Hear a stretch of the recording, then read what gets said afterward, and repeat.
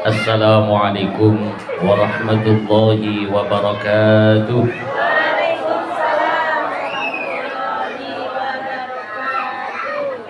Innal hamdalillah nahmaduhu wa nusalli wa nusallimu ala rasulihil karim sayyidina wa maulana Muhammadin wa ala alihi wa ashabihi wa atba'ihi wa hamadatid dinil qawim. Qala Allah Ta'ala fi kitabihil mubin. A'udzu billahi minasy syaithanir rajim. Bismillahirrahmanirrahim. Wasari'u ila maghfiratin min rabbikum wa jannah. Al-ayat. Amma ba'd. Hadratul Qurama al-fadala, para alim yang saya muliakan, wabil akhas beliau Bapak Bupati Kepala Daerah Kabupaten Tebo, Bapak Haji Aspan ST, beserta Ibu Ketua Tim Penggerak PKK Kabupaten Tebo, yang saya hormati Bapak-bapak para asisten, yang saya hormati Bapak Camat, Bapak Lurah, yang saya hormati pimpinan sekolah tinggi sekolah terpadu, sekolah Islam terpadu, Ustadzah Uminahara SPDI, bapak-bapak, ibu-ibu, wali santri, wali murid yang sama-sama mengharap rahmat Allah, terkhusus dan super khusus kepada para siswa-siswi, santri putra-putri yang kami banggakan. Puji syukur kehadirat Allah Subhanahu wa Ta'ala kita panjatkan atas limpahan nikmat yang senantiasa dilimpahkan kepada kita, sehingga saat ini kita merasakan nikmat Allah yang begitu besar. Ijtima kita, kumpul kita di majelis ini, ini adalah nikmat yang sangat besar dari Allah Subhanahu wa Ta'ala, sehingga Allah Subhanahu wa Ta'ala firmankan dalam Al-Quran, wa in ta'uddu ni'matallahi la tuhsuha, dan jika kamu hitung-hitung nikmat Allah maka tidak akan mampu kita menghitungnya. Saat ini kita dihadiri pula oleh beliau Bapak Bupati. Ini tadi disampaikan Ibu pimpinan Sekolah Islam Terpadu Mutiara Hati. Anugerah yang besar Pak Bupati. Beliau ini kita lihat selama jadi Bupati Tebo yang belum lama keliling memberikan arahan kepada rakyatnya. Mudah-mudahan kita doakan beliau akan jadi Bupati lagi. Terus 2024 jadi Bupati lagi. Karena pendidikan ini, pendidikan Islam ini Bapak Bupati, memang kita lihat dari perhatian beliau bagus sekali. Di antaranya perhatian beliau di pondok pesantren. Alhamdulillah saat ini juga beliau sampaikan ke pondok-pondok pesantren bahwa program pondok pesantren yang merupakan pendidikan menurut pakar pendidikan nasional, Pak, pendidikan yang paling aman sekarang ini pondok pesantren. Kenapa? Karena tidak bawa HP. Maka insya Allah mudah-mudahan beliau diberikan oleh Allah kesehatan, umur panjang, dapat memimpin kita masyarakat Kabupaten Tebo dengan hati nurani, menyayangi dan disayangi rakyatnya. Amin ya rabbal alamin. Ibu bapak hadirin yang mulia, belum lama kita melaksanakan proses puasa Ramadan. Selama 1 bulan puasa ini kita laksanakan, dan itu bukan tujuan Bapak Ibu. Puasa kita laksanakan siang hari, lapar dahaga, malam kita qiyamul lail, bukan tujuan. Karena tujuannya adalah apa? La'allakum tattaqun, supaya kita berubah menjadi hamba-hamba yang bertakwa. Maka di 1 Syawal bersamaan dengan kumandangnya takbir, itu iblis laknatullah alaih ini kesusahan Karena di 1 Syawal ini Allah Subhanahu wa taala berfirman, hamba-hambaku yang telah melakukan puasa Ramadan, hamba-hambaku yang telah melakukan ibadah di bulan Ramadan, saksikanlah hari ini yang punya dosa diampuni dosanya kayauma waladathu ummuhu, seperti bayi yang telah lahir dari perut ibu. Maka hari itu iblis berteriak kencang sekali, Pak. Ya wailah, gitu, sampai menggetarkan seluruh bala tentaranya mendengar, kaget. Ya wailah, itu bahasa Inggris. Kalau bahasa Indonesianya ciloko, celaka. Maka datang ini prajurit-prajurit iblis, mendatangi iblis. Ya sayyidana man aghdabak inna nuksiruh. Tuan, ada apa Tuan? Kenapa Tuan berteriak begitu kencang? Siapa yang telah membuat Tuan marah? Kami akan pecahkan kepalanya, Tuan. Hei, tidak ada yang membuatku marah kecuali selama 1 tahun kita telah mengajak manusia untuk masuk ke neraka, untuk mencari murka Allah. Tapi ketahuilah kalian bahwa hari ini Allah telah ampuni dosa-dosa mereka. Hari ini Allah telah terima amal-amal mereka. Itu yang membuat aku marah. Maka sekarang juga, ayo sebar, kalian menyebar lagi, ajak itu manusia-manusia untuk tidak lagi sekolah di sekolah Islam. Ajak itu manusia untuk tidak lagi membaca Al-Quran, untuk tidak lagi memakmurkan masjid. Ini Bapak Ibu iblis seperti itu.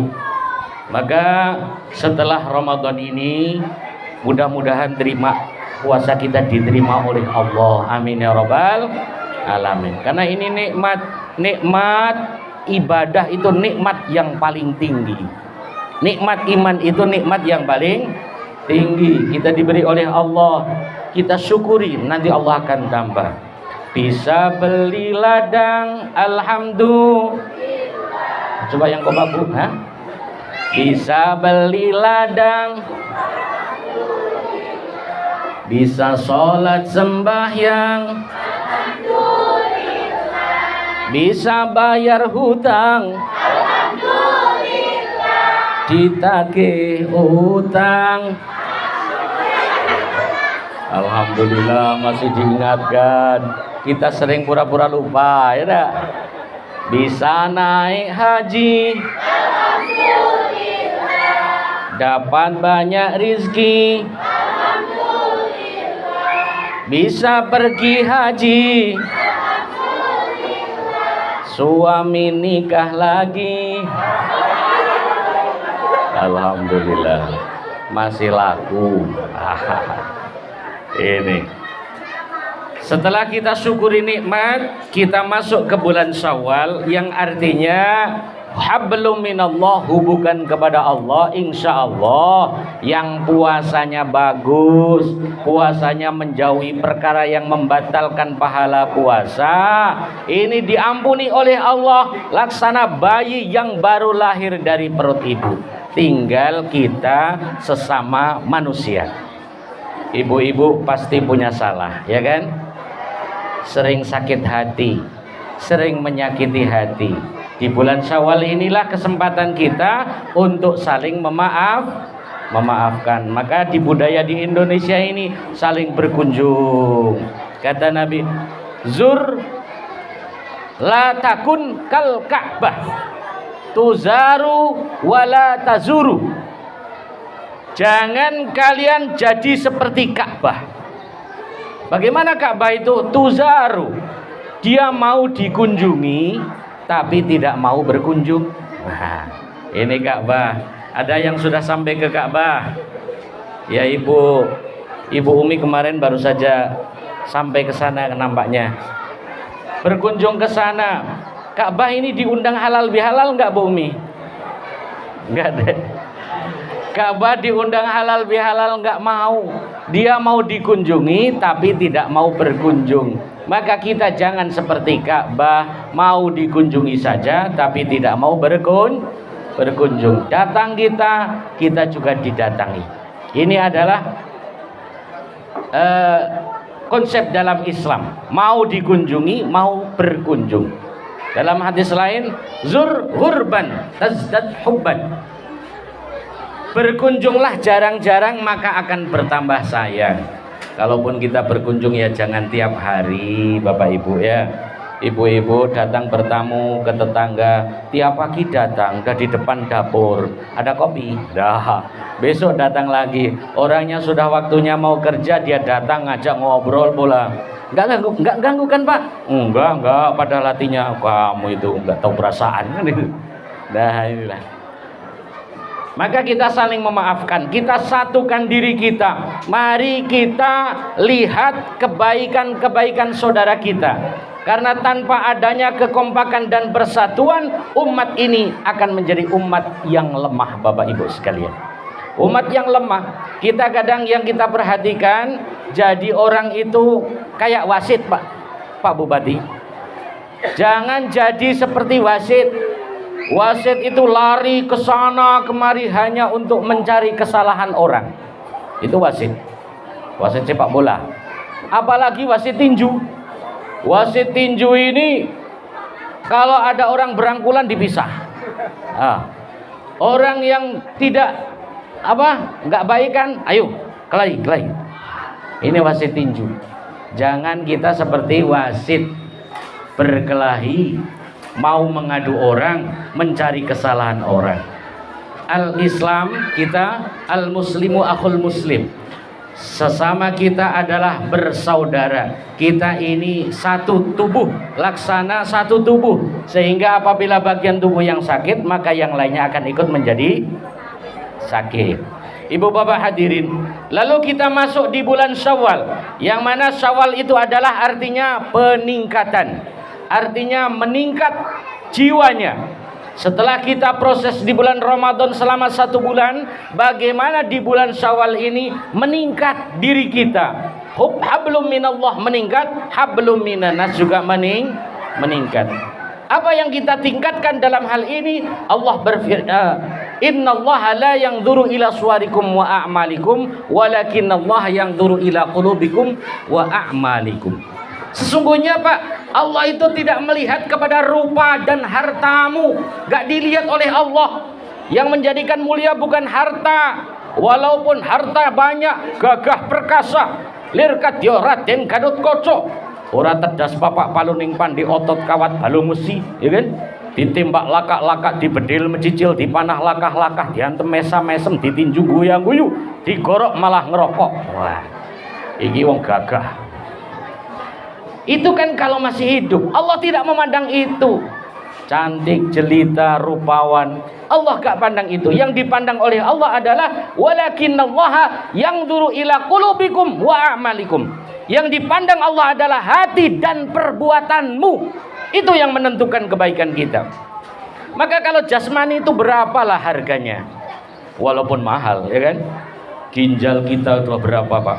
Di negara Cina itu mendirikan satu klinik. Klinik itu tidak ngurusi orang sakit, Pak Bupati, tapi klinik ngurusi orang-orang botak. Jadi kalau ada profesor pikirannya pening, rontok rambutnya jadi botak, bisa dibawa klinik itu, akan bisa ditanam rambut lagi. Satu rambut bisa tumbuh, harganya biayanya 25.000. Itu 10 tahun yang lalu saya dengar. Kita orang Indonesia ini rambutnya kurang lebih 100.000 rambut. Jadi 25.000 kali 100.000 sama dengan 2,5 miliar. Kita lahir dari perut ibu, sudah punya modal 2,5 miliar, baru urusan rambut kepala, Pak. Belum alisnya, maka alis nggak boleh dikerok-kerok ya. Belum kumisnya, kalau kumis boleh. Nah, belum jenggotnya ini. Berapa miliar lagi nih jenggotnya? Belum rambut sini, ya kan? Belum rambut-rambut yang lain. Itu baru urusan rambut sudah miliaran, Pak. Belum mata kita, hidung kita, jantung kita, ginjal kita, usus kita. Ini semua baru urusan jasmani. Masih ada nikmat yang lebih besar, yaitu nikmat rohani. Kalau jasmani mungkin kita jadi pejabat, semua orang hormat, Pak Bupati kan, jadi camat, mobilnya mengkilat, rumahnya gedung bertingkat. Itu kalau masih ada ruh, kalau hatinya masih hidup. Kalau sudah mati, nggak ada lagi orang hormat, betul tidak? Ya. Kalau kita mati, habis semuanya. Bahkan bangkai ikan, Bu, Pak, masih lebih berharga daripada bangkai manusia. Kalau bangkai ikan ini, coba ada ikan gabus seberat 10 kilo, dapat di sungai Batanghari, kelilingkan pakai motor. Ikan gabus. Berapa bang? Iko sekilo berapa ya? 60.000. 50 lah bang. Boleh lah, 50.000. Sekilo masih 50.000. Kalau 10 kilo 500.000. Itu satu bangkai gabus pak. Tapi bangkai manusia coba. Manusia sudah jadi bangkai, kelilingkan. Oh, bangkai. Siapa itu bang? Lumayan nih, mantan lurah nih. Kira-kira ada yang nawar nggak Pak Lurah? Ini bangkai manusia, nggak ada yang nawar. Rongsokan besi masih lebih berharga daripada rongsokan manusia. Rongsokan besi sekilo masih 6.000 sekarang. Rongsokan manusia kalau udah rongsok itu udah mulutnya menceng, kakinya nggak bisa jalan, barusan makan katanya belum makan. Ini udah rongsok namanya kan. Tawarkan sama tetangga, yuk gelem rongsokane bapak. Ada yang mau nggak kira-kira? Nggak ada. Ini rongsokan manusia, nggak ada harganya. Maka yang dipandang oleh Allah adalah hati dan perbuatannya. Sehingga kata teman saya yang ada di Jakarta Pak Bupati, namanya Roma Irama. Itu mengatakan, badan pun tak berharga sesaat ditinggal nyawa, anak istri tercinta tak sudi lagi bersama, secepatnya jasa dipendam. Secepatnya jasa dipendam karena tak lagi dibutuhkan. Diri yang semula dipuja kini bangkai tak berguna. Habis riwayat. Ini jasmani kita, nggak ada gunanya, nggak ada harganya. Manakala ketika kita hidup di dunia ini tidak selalu kita servis. Maka halal bihalal makis servis hati bu. Karena kata Nabi, ala inna fil jasadi mudghatan yang saluhat sairu jasadi wa in fasadat fasada sairu jasadi. Ingat, di dalam tubuh kita ini ada segumpal darah yang apabila segumpal darah itu bagus, maka yang lainnya akan ikut bagus. Tapi kalau segumpal darah itu busuk, maka yang lainnya akan ikut jadi busuk. Maka mari di halal bihalal ini, satu, hati-hati, jaga hati, jangan sakiti hati, jangan mudah sakit. Hafal bu? Ini bawa, sampaikan anak-anak dan suami ya bu. Hati-hati, jaga hati, jangan sakiti hati, jangan mudah sakit hati. Karena kita ini kenapa mudah sakit hati? Itu karena hatinya berpenyakit. Kalau orang hatinya sehat nggak mudah sakit hati. Kenapa mudah sakit hati? Hatinya berpenyakit. Ibu-ibu kalau bisulan di pantat ini, bisul, jangankan dipukul, kesenggol dikit aja, wah ini sakit. Ini karena apa? Pantatnya berpenyakit. Kalau pantat sehat, jangankan dipukul, jangankan cuman kesenggol, dipukul aja malah, kok mukul-mukul sih, kan gitu. Ini. Kita hati ini kenapa kadang mudah sekali sakit hati? Karena sesungguhnya hatinya berpenyakit. Maka bagaimana kita obatkan hati kita. Suami istri tidak ada masalah sebenarnya kalau hatinya benar, tapi kadang-kadang karena hati yang tidak benar akhirnya suudzon aja timbulnya. Nah ini, maka ini hati kita servis menjadi hati yang betul-betul sehat, qalbun salim, hati yang sehat. Ini yang harus kita perhatikan dan tingkatkan, yaitu yang pertama tadi adalah rohani kita, jiwa kita. Maka anak-anak, alhamdulillah, ibu-ibu, bapak-bapak sekalian, putra-putri panjenengan dimasukkan di pendidikan Mutiara Hati ini tidak salah, ya. Kenapa? Sekarang ini yang diservis bukan hanya jasmani. Kalau lagu Indonesia Raya, bangunlah jiwanya, bangunlah badannya. Jiwa dulu yang dibangun. Kenapa kita krisis ekonomi? Padahal Indonesia ini Masya Allah, lautnya membentang luas begitu. Luas sekali. Hasil buminya melimpah Bapak Ibu. Betul tidak? Tanahnya subur. Kata itu siapa namanya? Bukan lautan, hanya kolam susu. Ini kosmos. Nah, yang akhirnya tongkat kayu dan batu jadi tanaman. Tongkat kayu, batu jadi tanaman. Buminya sangat subur. Hasil buminya luar biasa. Emas, timah berlimpah. Kemudian hutannya sangat luas. Kenapa kadang-kadang kita kategorinya belum negara yang kaya dan makmur, bahkan kadang-kadang masih banyak rakyat miskin? Kenapa? Ini karena krisis akhlak, betul tidak? Karena adanya krisis moral. Kalau moral nggak dibangun, berapapun habis. Satu orang bisa membawa 500 triliun nih Pak.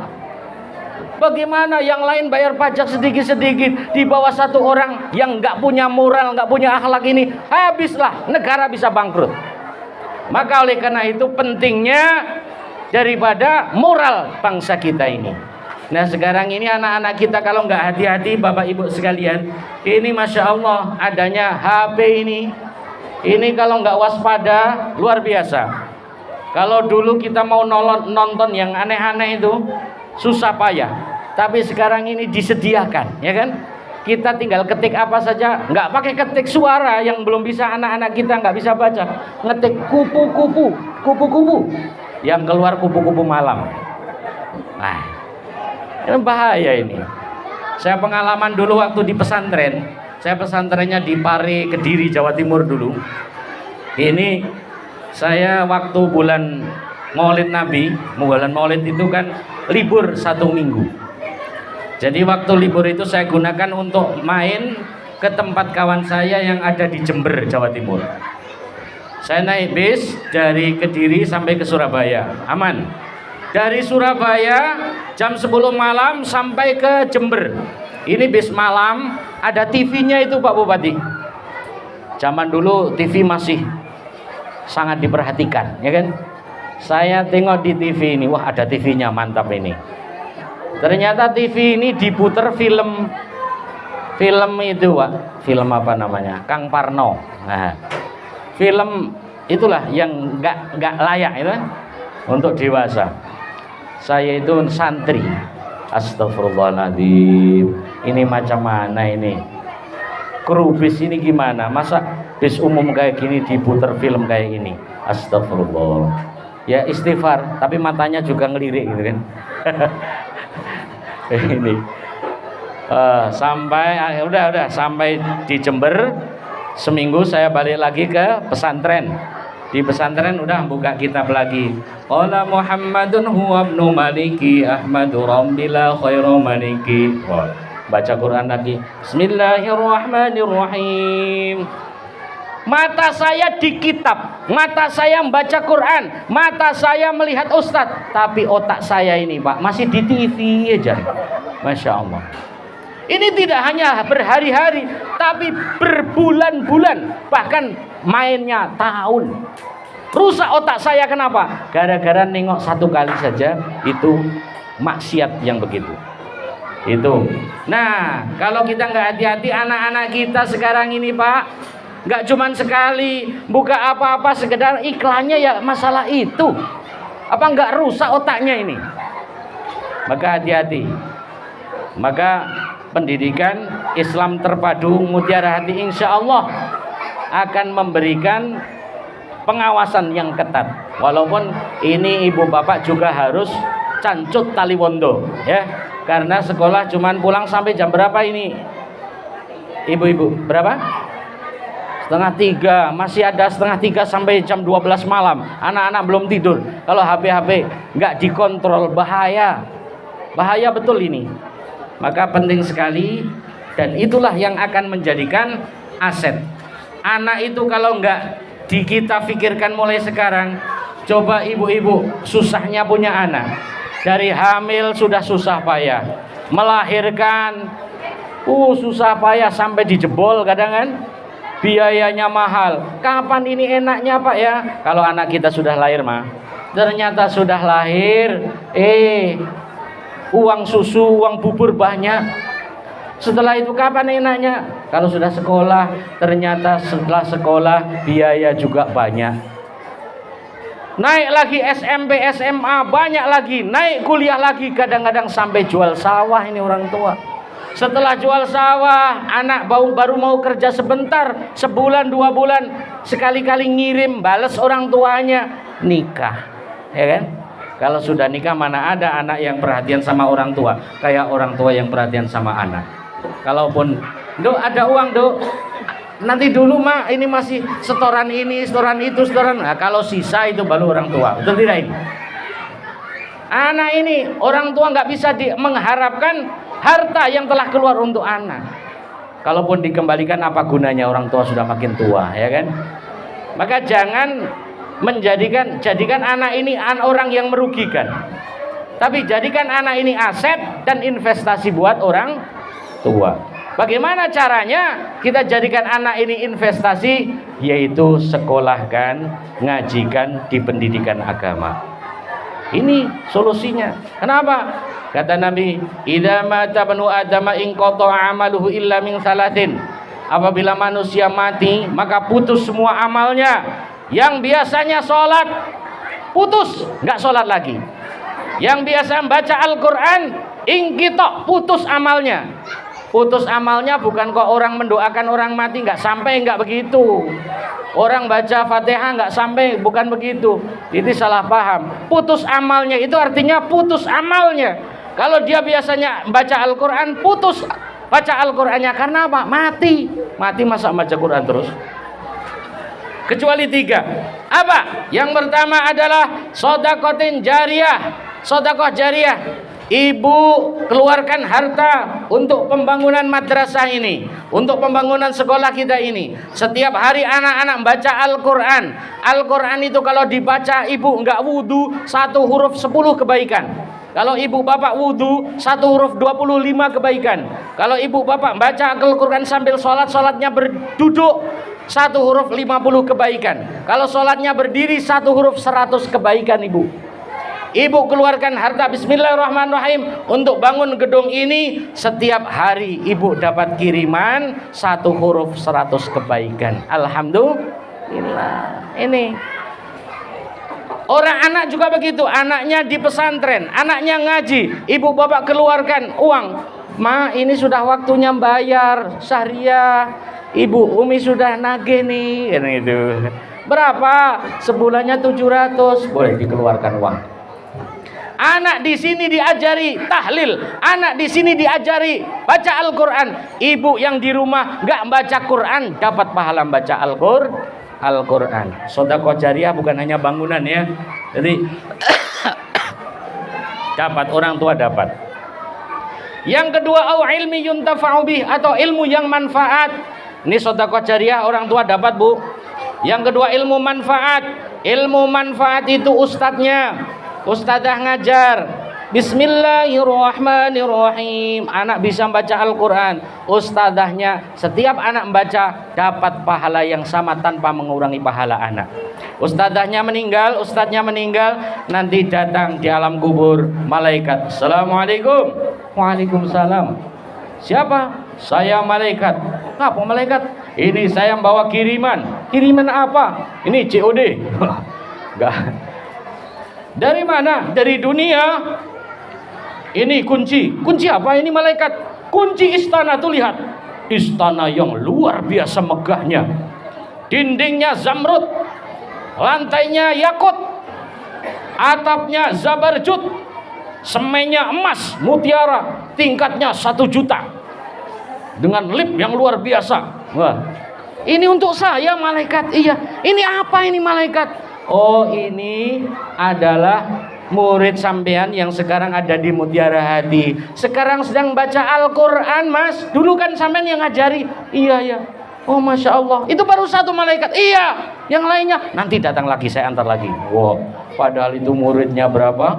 300, 500 tiap waktu datang. Ini Ustadz itu makanya walaupun gajinya dikit ya, musyawarah, enggak kayak gaji pegawai negeri ya, tapi itu sedang membentuk multi level marketing yang tiada hentinya. Nanti murid ini punya murid lagi 50, murid ini punya murid lagi 10, murid ini terus sampai hari kiamat, enggak akan ada hentinya. Ini namanya sedekah apa? Ilmu yang bermanfaat. Ini Ustadz ini nggak terima malaikat. Iya. Murid saya si A ini dulu datang ke sekolah saya, ke pesantren saya, nggak datang sendiri malaikat. Jadi dia diantar. Siapa yang antar? Wali santri yang antar, bapak ibunya. Kalau saya dapat seperti ini, gimana dengan orang tuanya? Oh, pasti Ustadz, jangan khawatir. Orang tuanya itu yang menjadikan dia membaca Al-Quran. Man dalla ila khairin, barang siapa menunjukkan suatu kebaikan, dia juga dapat pahala yang sama. Orang tua, Bu, jenengan duduk di rumah dapat juga. Jenengan nanti tidur di kubur nggak usah sholat lagi. Iya, di kubur kok sholat lagi. Nggak usah sholat lagi, tiap hari dapat pahala sholat. Alhamdulillah. Apalagi yang ketiga, au waladin sholihin yad'ulah, atau anak yang soleh yang mendoakan orang tua. Ini memang super khusus untuk orang tua ya. Yang 2 saja sedekah jariah, ilmu manfaat dapat. Ini kalau jenengan didik anak di sekolahan yang agama, baca Al-Quran. Maka krisis ekonomi ini karena krisis akhlak. Krisis akhlak ini kenapa? Karena krisis iman, Bapak Ibu sekalian. Kenapa akhlak nggak bisa terkendali? Karena imannya keropos. Nah, maka bagaimana agar iman kita tetap kuat? Insya Allah dengan sekolah yang baik, yang mengajarkan akhlak dan iman, mudah-mudahan kita akan menjadi orang tua yang berbahagia, anak jadi aset dan investasi bagi kita semua. Amin ya rabbal alamin. Mudah-mudahan bulan Syawal ini meningkat ya Pak ya semuanya. Saya kira cukup sekian yang saya sampaikan. Ini intinya dengan iman kita perbaiki, dengan takwa hasil daripada puasa yang kita lakukan. Mudah-mudahan jiwa kita meningkat menjadi jiwa yang bertakwa. Amin ya rabbal alamin. Demikian yang saya sampaikan. Segala kekhilafan, kesalahan, kata-kata, mohon maaf yang sebesar-besarnya. Ada benarnya datangnya dari Allah, ada kekurangan dan kekhilafannya karena kekurangan dan kebodohan saya. Saya akhiri, aku qouli hada wa astaghfirullahal azim li wa lakum.